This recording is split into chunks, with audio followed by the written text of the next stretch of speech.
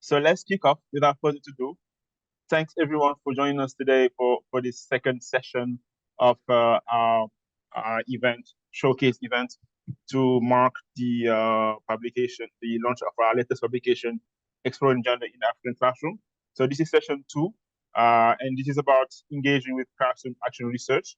Um, so just to give you an overview of what was discussed earlier today, during the first session, where we had a number of contributors so we had a number of contributors who discussed the terminology behind research, so that everyone understand what the term means. So we discussed also reflective practice and what this is all about, and what is action research, the different characteristics of action research. We talked about ideas and where they can come from, for your research to kick off. And then we talked about the context and how to refine your project topic, and we discussed the exploratory questions, which are sort of guidelines about what your research will be actually focusing on.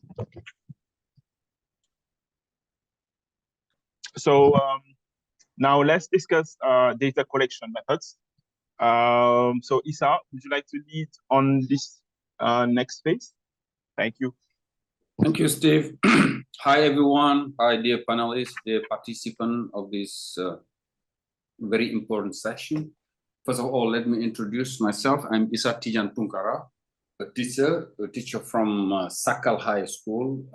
Sakal is a small village located in the northwestern part of Luga, and in the rural area, and I'm teaching student age between 15 and 70 years old. And ways to thank the British Council for giving us this opportunity to engage into research and understand better the issues the challenge that we are going through in our classes. And this is an occasion I take to thank all my teammates and the other colleagues for the other team for the bright experience they have been sharing so far. And as a whole, we belong to the English family through the English Connects. So my focus will be, I'll be presenting on data collection methods with Marjolaine de Seconda Napol. In the first, I will try to make an overview of different methods of different data collection methods. Now, as a question, I ask to participants, what data collections are you aware of? Meaning, what data collection do you know? What data collection do you know? Can I have your answers? Yes, just trying to get some answers in the chat. Isa? Yeah. Questionnaire. Good. Questionnaire. Good. Questionnaire. Observation. Very good. All right. Interview. Good. Reflective journal. Good. Surveys. Good. Focus group. Surveys. Peer observation. Good. Good. Good. Thank you so much for your bright idea. You guys know many things about exploring. Now, while conducting a research, first of all, let me say to define research. Research is meant for problem solving. When you engage into research, it means that you have a problem that you want to bring solution to. After identifying of the problem, we dive into data collection. Thus, to do so, researchers resort to some tools. Now, if you have a problem, you engage into research in order to try to find out solution to this problem. But there is a process to go through to come to the final results. And when you have a problem, you have to identify the problem first and try to find out data about this problem. And there are many ways of collecting data. While collecting data, you should take into consideration that you should know your own perception about the problem, the people's perception about the problem, and the people's behavior and your own behavior about given problem. And to know this, there are methods you should go through to collect data. For instance, if you want to explore your own perception, you can use reflective journal. If you want to explore the others' perception, meaning your colleagues and your students, the perception they have about a given topic, you can use interview, classroom observation, questionnaires, and so on and so forth. Now my focus is focus group and interview. First of all, before that, I would like to set the context in which I was teaching. I'm interested in the participation of girls in classroom activities. I'm teaching in rural areas. The behavior of girls are different from rural to urban areas. You see why girls are so passive, why girls don't participate in class. This is the thing I would like to understand. And to collect the data, I go over reflective journal, focus group, meaning interview or information conversation. Now I'm going to go over interview, focus group, and classroom, and my colleague Marjolaine is going to go through the other methods. Interview. By interview, I mean I have to ask questions to students individually to collect some data about a given topic. Since I'm working on girls' participation, the focus is on girls, I will ask them individually, what do they know about? Why don't they participate? What is the problem that can lead them not to participate? So as they give me as many data as possible in order to try to analyze them. There is also what we call the focus group. The focus group is you divide the class into group of four, 5 girls and ask them the problem. What is interesting in this method is that in this method, girls feel more freedom to speak to you. And this, what I have discovered also is the language target is also important. When we're trying to collect data from this, I use Wolof or French. What is important here is to collect as many objective data as possible, because when you use another language, it may constitute a hindrance to them. Whereas as you use the Wolof language, they give you as many data as possible. They ask them question, why don't you speak in English? Why don't you speak in class? Why do you like this? Which activities do you like? And what I realized is that girls are more active when they work in groups. They feel more freedom. Here, the problem is not a matter of performance. This is something very important to clear up.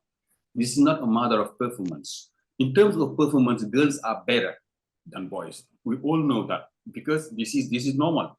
And we have noticed that in the school, there are more and more girls than boys in the school.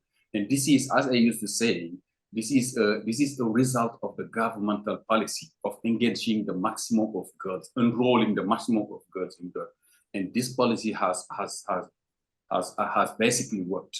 So, there is another focus. It is the classroom observation. What does this consist of? Classroom observation. You can observe yourself as a teacher by recording a video of your practicing in class, and then after you have to need to find out feedbacks. There is to collect data, there is an observation format. You should, meaning question you ask yourself.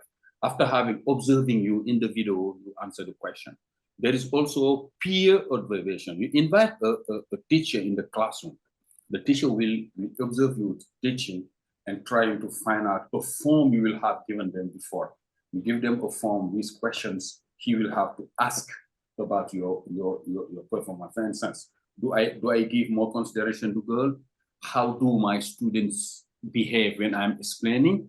Do you think that they understand? These are questions that can be in the form. And when the teacher or the colleagues answer, they feel more freedom they will have the required data to analyze the situation. And this, I will give the floor to Marie-Jolene.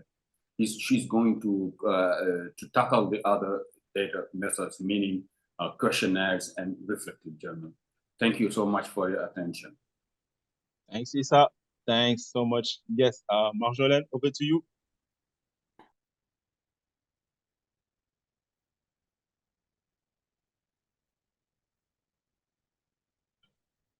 Hi, Marjo. You're actually on mute. Would you like to unmute yourself?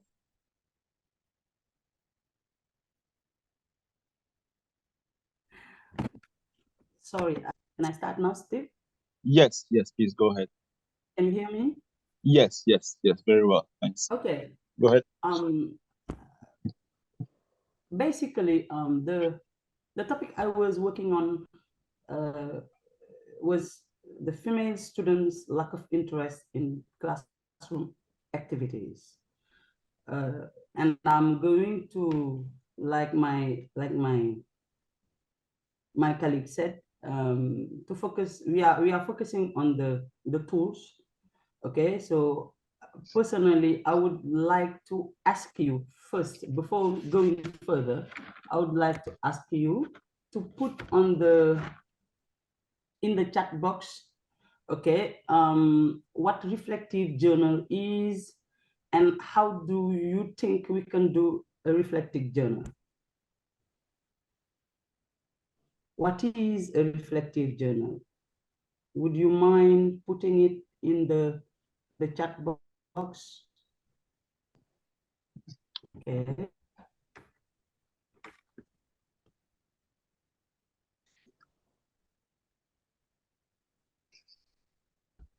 Yeah, we start to get some answers in the chat, Marshall. Yeah, I'm seeing the answers. Cool. Okay. Notes taken by the teachers. Yeah.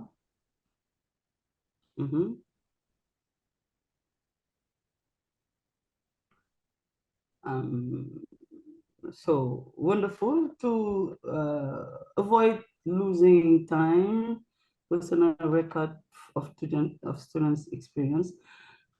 Thank you, everybody.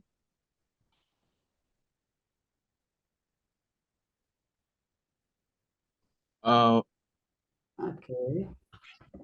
So now I would just like to add that, okay, a reflective journal is a tool that leads us to a process of self-observation, a process of self-evaluation. Okay, when I say self-evaluation, it just means that by doing by using reflective journal, it allows us to analyze, to identify what is going on in our classrooms, okay, and how it is going on. Reflective journal helps us double check what we are doing, the way we are doing it, our attitude towards the students during the activities, the way we monitor the activities, okay, also to double check the receptiveness of the students in front of the activities we give them. Okay, so it is also a way of having one's own perception about what we are doing in the classroom.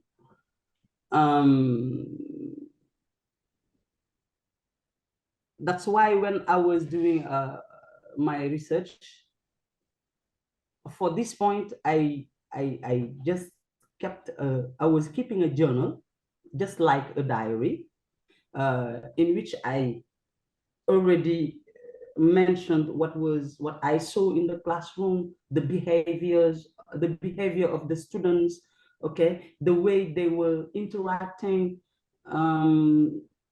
to know how to improve, how to change what we cannot see at the very moment we are having the activities. So I think reflective journal is very interesting. It is a very interesting tool. That is what I wanted to say about that. And there is also another question I would like to ask you. Please, what do you think? What types of questionnaire do you know? What other types of questionnaire, you know, if you can just lay it on in the chat box, please. What type of questionnaire do ranking questions? Yeah, very good. Some outcomes. Personal outcome. Open-ended and closed.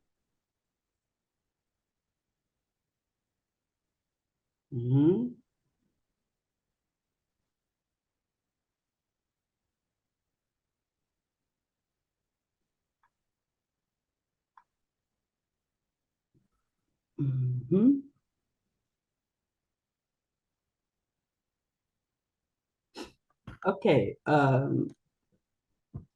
It is you have given wonderful answers. Thank you. I would like, first of all, to make clear that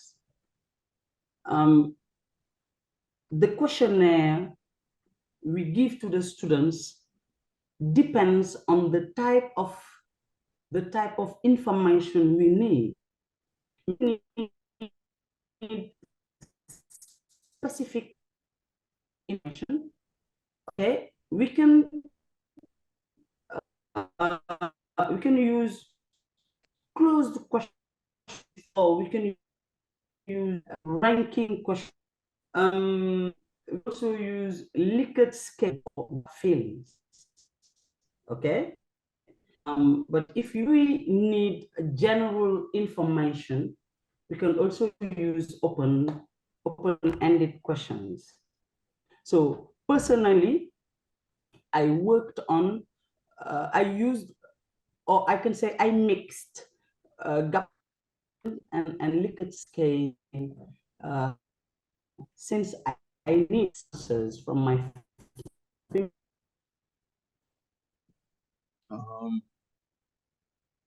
Marjolaine, you're actually breaking up a bit heavily.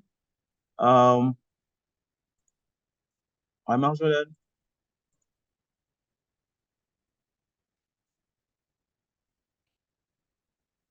Marjolaine, can you hear me?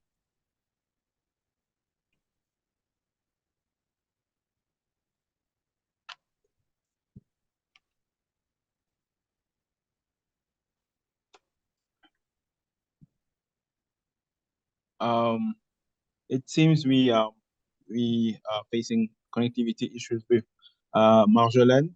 But yeah, very quickly, she just described two type of data collection methods that she uses and that she has used as part of her research project. So she's mentioned reflective journals and questionnaires. Obviously, she insisted that, well, in terms of questionnaires, it's important that the researcher select the questionnaire types based on the outcome that they would like to get from that particular questionnaire type.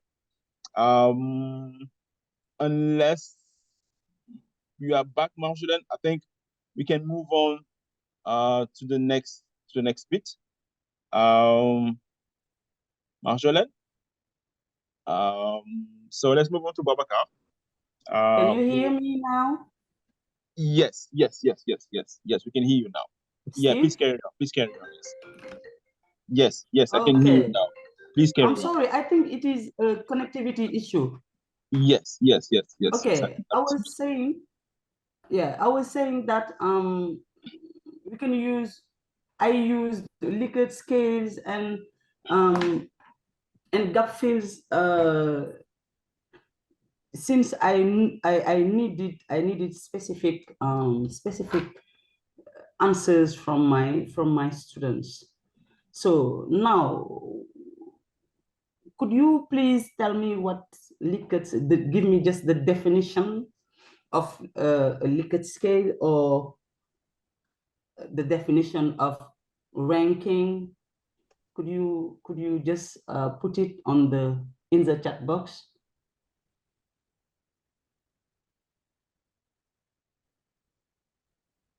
Likert scale. of gut feeling questions, ranking. Is there anybody in the chat? There's nothing else yet. Okay. I think people may take some I can time just to say, type the answers. Yeah. Yes. okay, I can just say that Likert scale is a typical multiple choice, options that include items like strongly agree, strongly disagree, and let me say disagree, and sometimes no opinion. So it is a way of it is a way it is a tool that we use to assess the opinion of the students, or the question is dedicated to. And the ranking questionnaire is a type of survey question that asks respondents to compare. It is a comparison and an arrangement of the options based on what they prefer, what they prefer. Okay, the arrangement and the arrangement is based on what the students prefer. It can be from the stronger to the weaker, or the weaker to the stronger, vice versa. All right. Yeah, this is these are the tools I used. So I would like to go further and ask you the significance of addressing gender-related issue, because I think it is part of our presentation. Okay, the significance of addressing gender-related issues in educational settings. Why we teachers should we talk about gender issues in the classroom? In the chat box, please. Thanks, Marcelin. I think we'll be looking at the chat box for Are we done? potential answers from So can I just continue? But yes, but I would like to just move on. I think next is Babakar. To Babakar. Okay, thank you. Yes. Yes. Thank you. So Babakar, are you okay around? Hello everyone. Hi Babakar. Can you hear me? Yes, very well. Awesome. Okay, I greet all of you. Thank you, dear Steve, and all the panelists and members of the audience. It is a great privilege indeed for us. So without losing time, I would say that my name is Babakar Gejuf. I live in rural area like Isa and others. In precisely in Funjun, Fatick region, and Funjun department. Now to come back to the data collections, Isa and Marjolaine have explained clearly. I would just like the audience to tell me, according to them, which data collections are feasible in their context.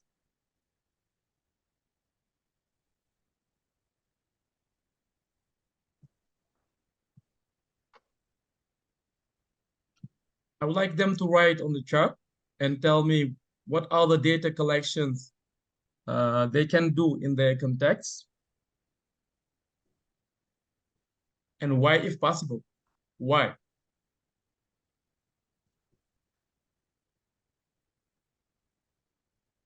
Questionnaire. If please you could say why. Why the questionnaire? Very good.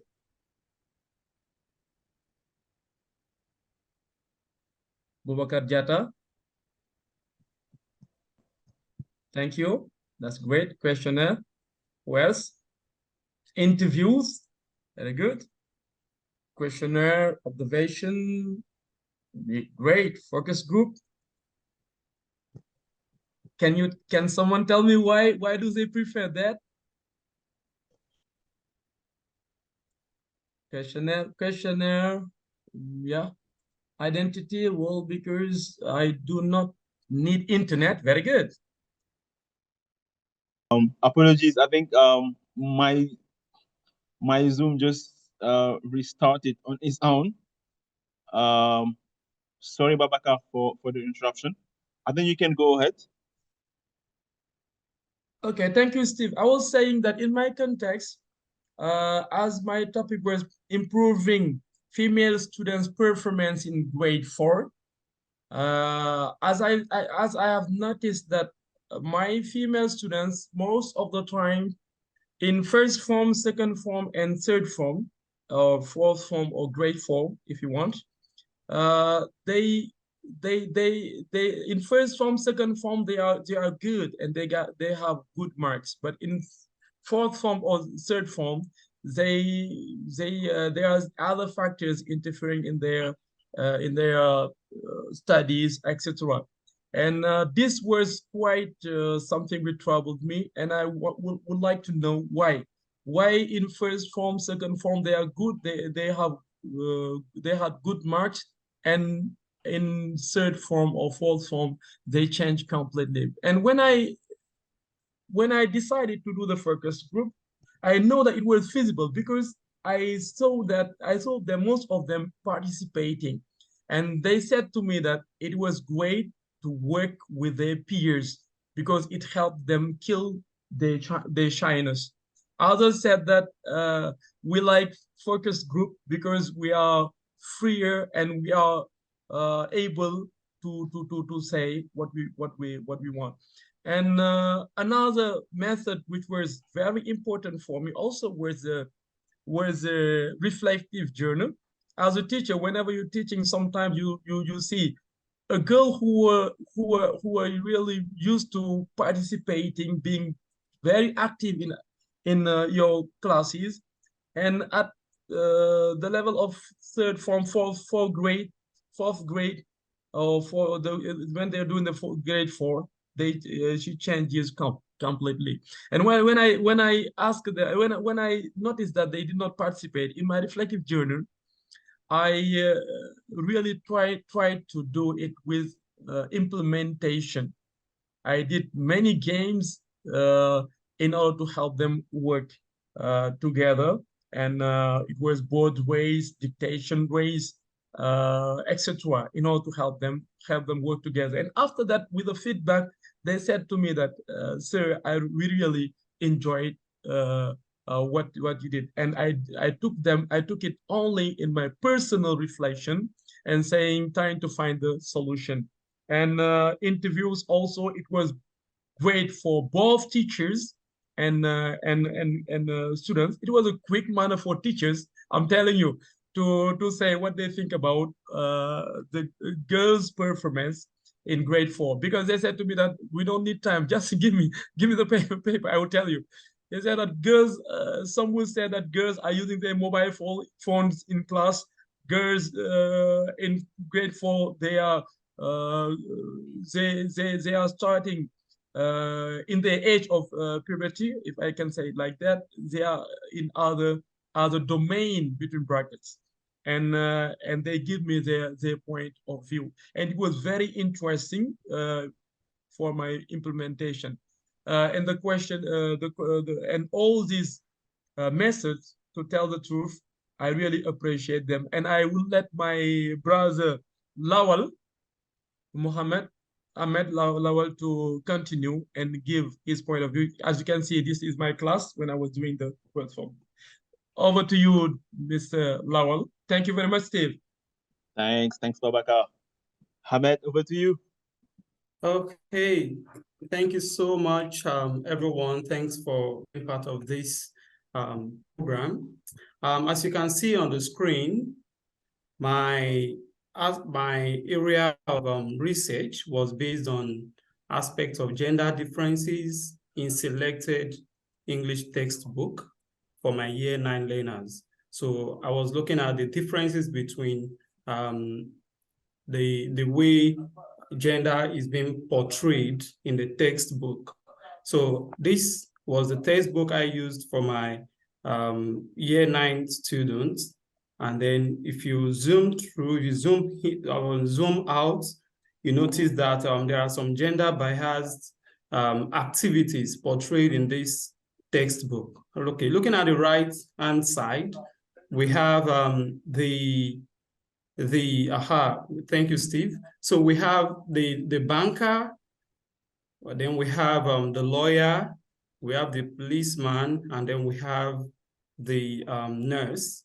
Now, the first thing, the first reason why I chose this topic was actually because there was this day I gave an assignment to the students to write an essay, and they wrote this essay based on the pictures on this textbook. So I discovered that all the females wrote to become a nurse in that essay, then except a boy who wrote to become a nurse. Then I have the other people talking about the male students, then talking about they want to become a lawyer, and then a banker. So just about 2 of the girls mentioned that they wanted to become a lawyer. So this actually gave me the impression that this textbook had an influence on their perception of on the career choice, what they want to become in the future. And then this perception is gender biased to me. Why would all the female want to become a nurse? That was the first question. Why would all the male don't want to become a nurse, except one male? So it's gender biased. And if you look at the picture on the left-hand side also, we can see some gender biased activities. The first picture talking about looking at some girls fetching water, that's engaging in house chores. Then we see some boys riding bicycles. Then we have some female children being with their family. Then one girl going to the market to buy foodstuffs. Then at the other side of the page, we have boys racing and girls skipping. So to me, I still feel that these activities are gendered.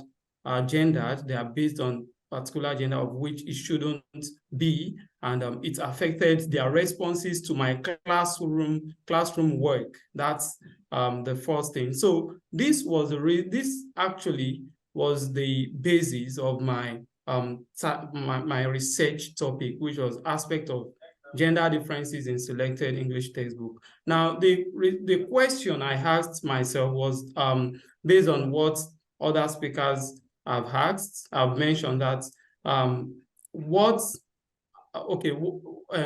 view do I have on the topic? So I used my reflective journal to answer that question. Then the second one was what is the perception of my students about gender differences? Do they have gender biased mindset, or they have gender neutral mindset? So that was the second question. Then the third question was what are the aspects of gender inequalities, gender biases in the textbook I used? So there are other pages in the textbook that are gender biased, but I chose that particular part while I was refining my project.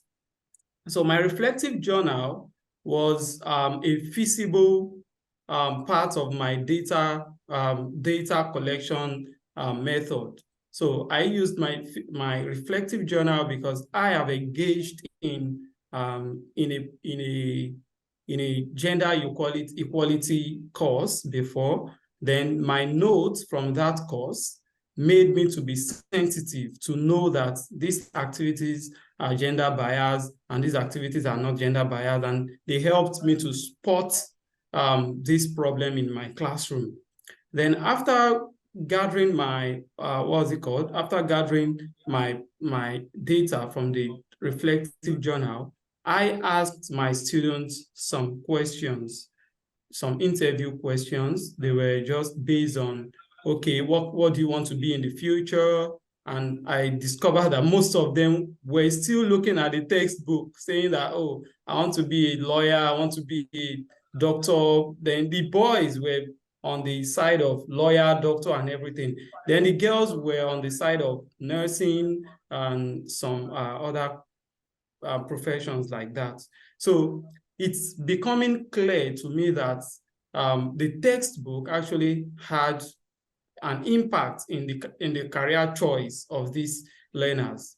Then to be able to clarify my thoughts, to be able to validate my perceptions, I distributed some questionnaires with the students so that I can have a valid response from them. The same thing was still the same, the response I got. So out of the 20 students, some the male students went for lawyer and the police officer and everything, but the female students still go for the side of becoming a nurse. So this was a kind of imbalance. There was a kind of imbalance in their career choice. And then also, as I said from the beginning of this topic, I gave a test to them to know what before the research started, actually, it was a test that I gave to them to write on their career, like write what do you want to become in the future. And I discovered that this test was actually gender biased based on the perception of these students. So these are the collective, what's it called, data collection methods that I used to gather my data from the students, from my reflective journal, and from the textbook itself. Thank you. Thanks very much. Thanks, Hamed. Yeah. So on the next we have Musa. Musa, would you like to? Yeah, thank you, Steve, and thank you, dear colleagues. I would like to talk about the data collection methods I have chosen and why. So I don't need, I think, to come back to how to realize reflective journals and observation, question, and interview, because some colleagues like Issa, Babakar, Marjolaine, and Lawal have already said that. So what I would like to clarify here is why have I chosen these 4 methods of data collection to conduct my research. If you remember, during my first intervention, I raised some number of questions called exploratory questions. It was 4 questions. And, you know, when you start a research, action research, and you would like to gather some number of questions, you should ask yourself, can I, in the future or after some days after, answer these questions, and how? So that's why as a researcher, you will need to choose methods that will allow you to answer the question you have asked to yourself. Because if you have questions and you don't know how to manage in order to have solutions or answers, or you choose methods that are not really adapted to answer this question, it will be a problem for you to conduct the research. That's why I try to analyze, if I can say that, my different questions, and ask myself what or which data collection will allow me to answer this question. This is why I have these 4 methods, like reflective journal, observation, questionnaire, and interview. And when I use these 4 methods to collect data, after that step of data collection, it allows me to analyze them and to find answers to each of my questions. And now, why these 4 methods were important for me or useful for me? That's because with the reflective journal, I could give my point of view. The observation, it was the occasion for me to invite colleagues, or especially a colleague, to come into my class, observe, do 2 observations. The first observation was before implementing my lesson plan, and the second observation is during the implementation. I should have a third observation, but we were in sometimes we had some troubles due to politics and social, here in Senegal. But the 2 observations allowed me to invite my colleague, and he could give me his point of view as a colleague. And for the questionnaire, it was also for the colleagues who are not in my school, but in other schools.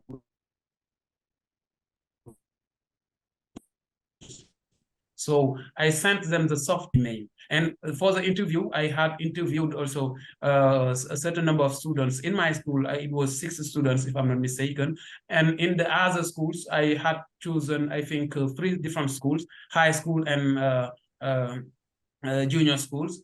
So to interview these students, then I get their point of view, and gathering all of this, it allows me to have enough elements, enough informations in order to go and write the report I had finally. So this was the different method I have chosen and why I have chosen them. So I think, Steve, I am going to let the floor to Rashida, my friends and colleagues from Nigeria. Hi, Rashida. Hi, Musa. Thanks. All right. So I'm going to talk on why I chose some of the data collection methods that I chose. And I'll start by talking a little bit about my project. It's titled Differences in Reading Fluency of Girls and Boys. And my idea before I started was that I noticed that it seemed that the girls in my classroom were more fluent than the boys. So I had to try to see if this was actually true and why, and what I could do to break that gap. So I asked myself 4 questions, basically, or I had 4 questions. The first questions were based on my own expectations. Was I having too high expectations from one particular group of people? The second set of questions that I had was to the children themselves, the learners. How did they feel about reading? Was there a difference between the male and the female? And then how often were they reading? Was there a difference between the male and the female? And the last set of questions was for my colleagues. What had they noticed? And what did they feel about the fluency of male and female reading? So to do this, I created I used 3 different types of data collection method. And the reflective journal was to address my own thoughts. I did craft some questions for myself to be able to put down my thoughts on my expectations. Then the questionnaire was for the learners. I was able to craft 10 different questions to ask them. And this was really tricky because I did have my biases thinking that the girls were better than the boys, but I cannot put in a questionnaire, do you think boys are better readers than girls? Or do you think girls are better readers than boys? That already sort of skews my data. So I had to craft the questionnaire in a way that I was getting the information that I wanted in a neutral fashion. So that was also something I was able to do. And the last data collection method I used was the focus group interview. And I was able to gather all my colleagues within the school where I teach, who teach English, to ask them their own perspectives and their own experiences with girls and boys reading fluency. So I set up a group of questions for them and I posed it to them. Can I have, yeah. So one thing that I did, and which we should know, that if we're having a focus group discussion, the group cannot be too large. So we're advised to have between 6 and maximum of 8. And I was fortunate that we were just 8 teachers in the school. This is ranging from nursery to secondary, 8 core English language teachers. We have other people that do teach literacy and aspects of English. And so we all got together. And what I did is that before I fixed the time for us to get together, I had given them a sheet with my questions. Now, this is not always a standard practice when you have a focus group, but I wanted them to have pre-knowledge and start to think and reflect on the type of questions that we were going to be discussing. So after that, we fixed the time to meet and we all sat down. It took about 30 to 40 minutes for our discussion. And I asked them questions, and based on their responses, we were able to expatiate on different aspects. And it was really interactive, and it moved at a point almost away from you know, a research to a discussion. Everybody was eager to ask why and explore different experiences. So for all of 8 of us there, I think it was just one class that found that the boys were actually more fluent, more vocal. Almost all the other classes said it was the girls and things like that. And one, for me, the great benefit of focus groups is that you get a wider range of information. So you are not limited to the information in your own classroom. Sometimes you're not even limited to the information in your own setting. So someone like Musa, he had participants from other schools. If I had a focus group with teachers from other schools, I would have a wider variety. And it does target the ideal participant. I asked for the English teachers. I didn't ask for math teachers. They may have had 1 or 2 things to say, but I wanted something specific on reading. So it was the English teachers that were my target. It also was able to really engage all the people involved. Like I said, it became a discussion. And then people started asking me, how far have you gone with your research? What did you find? So because I had involved them in the data collection stage, they were vested in my outcomes and they were really interested in knowing what I was doing. And it allows free expression. So unlike questionnaires, where you may have open-ended questions, you are not really able to express everything in your heart. So with the focus groups, they're talking to me, they're giving examples from their classes, they're free to express their opinions in different ways, they're free to listen to other opinions, we're free to challenge each other, to ask why. You know, if somebody says this works in her class, we ask her why, we ask her how she does it. So that's why it was really able to metamorphose into a discussion, and we're learning from each other during that focus group discussion. Another thing that I did and I found was really helpful was that I recorded in audio the focus group discussion. So even as we were talking, I was taking down some notes, but after the discussion, I was able to go back to my audio recording, listen again to some points that I may have missed, and if necessary, even go back to the person that said it. But I actually didn't have to go back to anyone, but I have that till today. I have that recording as a reference. If I want to do further research, if I want to start another research, there are a lot of points in that recording that I can start from. So that's one of the reasons I really like the idea of using focus groups and why I wanted to share more about it today. So thank you, Steve. I think we can move on.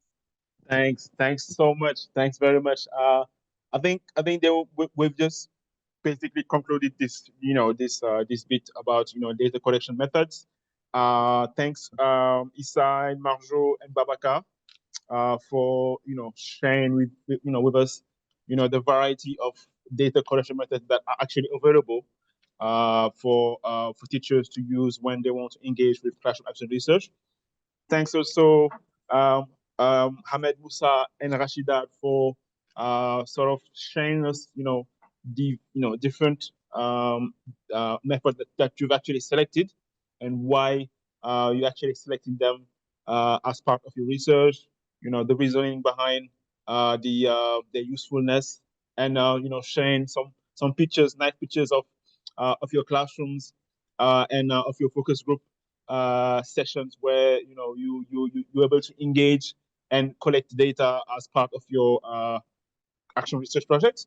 We'll have a few more minutes to do some Q&A if you don't mind. There's several questions that are being asked by Tesfa from Ethiopia's very active participants. So I would like to allow maybe Tesfa to ask a question live, and then we can potentially select 1 or 2 more questions to answer before we take our lunch break. So Tesfa, I would just allow you to talk.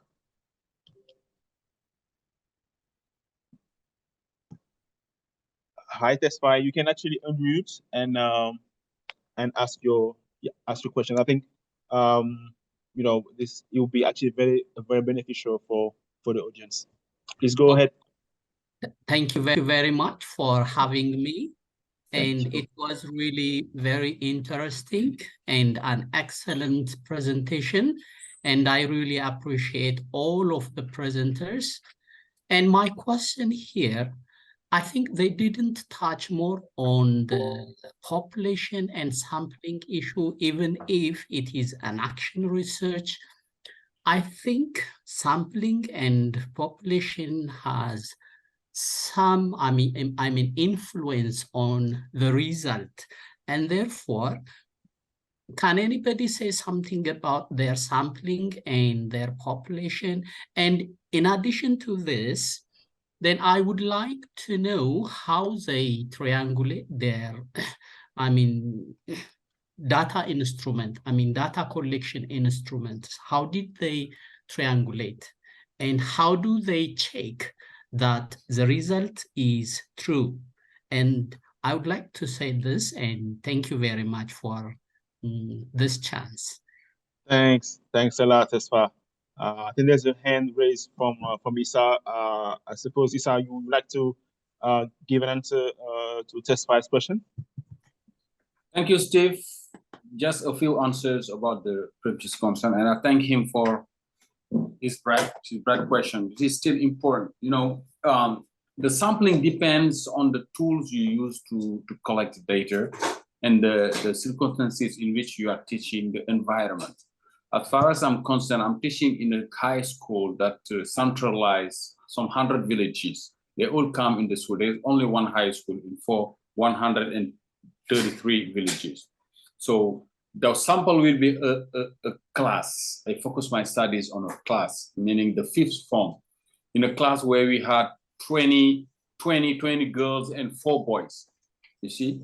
20 girls and 4 boys. In this class, they feel more confident to speak when you ask them questions, because when you have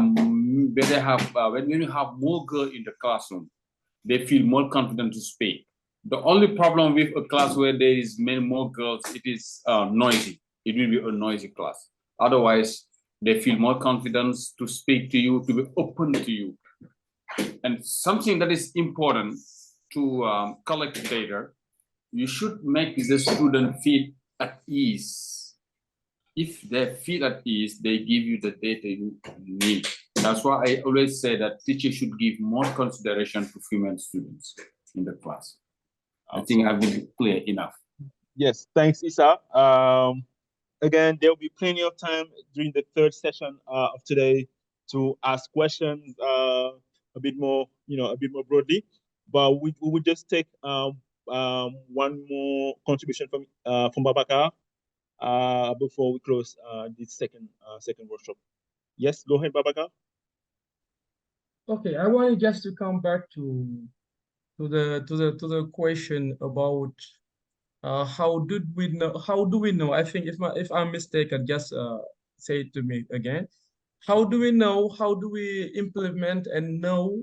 I think that I asked you in the chat on the chat when we talking about triangulate. How do we know that it works? I think that is all about feedback. We implement all our actions with our students, and after, as a feedback, we did the same. We observe after we ask the students how did they find it. For instance, my example, my students said that they are afraid. Some female students said that they were afraid of some boys and they did not want to be mocked at by the boys, etc. And after implementation, they acknowledge that now it is better, because boys sometimes they think that they are better, although we know that in terms of marks or grades, they are far from being greater. And I proceed like that. And as Isa said, we are teaching in rural areas, and I precise in my context. I said it in the chat also. There is something we should take into account, which is some external causes of this girls' passivity. And we just implement, we do games, we do all the activities that we think that that may help our female students, and really they appreciate it. Thank you very much. That's what I wanted to give as an explanation. Awesome. Thanks so much, Babakar, for contributing. So this actually concludes our second session for the day. We'll take another break, a bit longer. So we'll have an hour and a half break for lunch, obviously. Yes, Michelle? Sorry, we have a contribution from the room in Dhaka. Can we maybe move that further? Can we have that in the last session, please? After the break? After the lunch? Yes, please. All right, If you okay. don't mind. Thank you. So yeah, let's take another break, 1 hour and 30 minutes break. And we'll be back again online for the third and last session, titled Insight and the Impact of Classroom Action Research. So if you like to disconnect and come back, you can do so. And when we are ready to be back into the session, we can use the same link, the same joining link, as it's the same for all of today's session. Thanks for attending, and we also hope that you've learned and enjoyed the first two presentations.